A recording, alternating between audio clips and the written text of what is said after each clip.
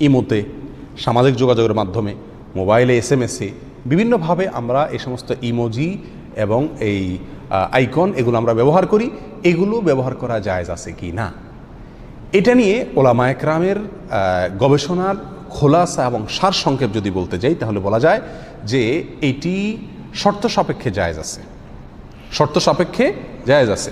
আর সে শর্তটা হলো যদি সেটা একেবারে পুরা মানুষের অবয়ব না হয়, পুরা মানুষের অবয়ব না হয়, শুধু নিছক একটা গোলাকার কল্লা জাতীয় হয় এবং সেখানে একজন মানুষের মাথায় যতগুলো অঙ্গ প্রত্যঙ্গ থাকে সেগুলোও পুরোপুরি না থাকে, শুধু হয়তো দুইটা চোখ আছে বা একটা দাগ দিয়ে মুখের মতো বানায় দেওয়া আছে, তাহলে এগুলোর ব্যবহার জায়েজ আছে।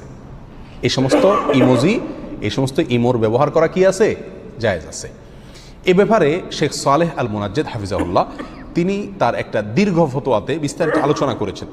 সে আলোচনা তিনি বলেছেন যে দুই কারণে এগুলোর ব্যবহার করা জায়েজ। নাম্বার এক, এগুলো সাধারণত এত ছোট হয় এবং এত অস্পষ্ট হয় যে একজন মানুষের যে অঙ্গ প্রত্যঙ্গ থাকে সেগুলোর পূর্ণাঙ্গভাবে এই সমস্ত ইমোজিতে বা ইমোতে কি থাকে না।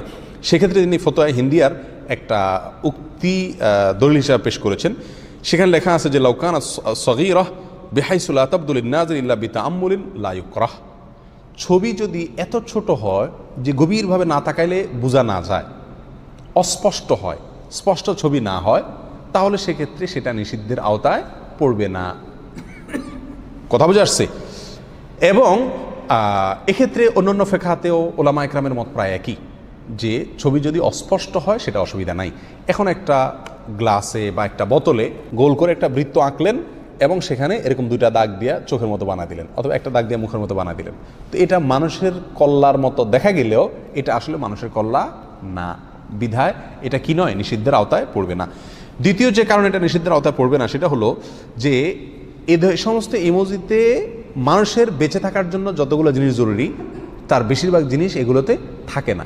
যেমন বুক থাকে না, পেট থাকে না, পিঠ থাকে না, চোখ থাকে না, কান থাকে না, অনেক সময় নাক থাকে না, এক এক সময় এক একটা গুরুত্বপূর্ণ অঙ্গ থাকে না, চুল থাকে না, মাথা থাকে না, অথবা মাথা থাকলে মাথার গুরুত্বপূর্ণ অংশ থাকে না, এক অংশ থাকে আরেক অংশ থাকে না, এরকম অনেক কিছু থাকে না, যার ফলে ওইটা প্রাণীর বিধানে পড়ে না। আর প্রাণীর ছবি আঁকা শরীয়তে নিষেধ, এটা তার কাছাকাছি গেলেও সরাসরি কি নয়, প্রাণীর ছবি নয়। এই দুই কারণে সালেহ আল মুনাজ্জেদ হাফিজাহুল্লাহ বলেন যে এই ধরনের ইমোজি ব্যবহার করা কি আছে, জায়েজ আছে। তবে কিছু কিছু ইমোজি আছে কার্টুনের মতো পুরা মানুষের আকৃতি, সেগুলোর ব্যবহার করা কি নয়, উচিত নয়, সঠিক নয়, সেগুলোর উপর আমাদেরকে কি করতে হবে, সাবধান থাকতে হবে।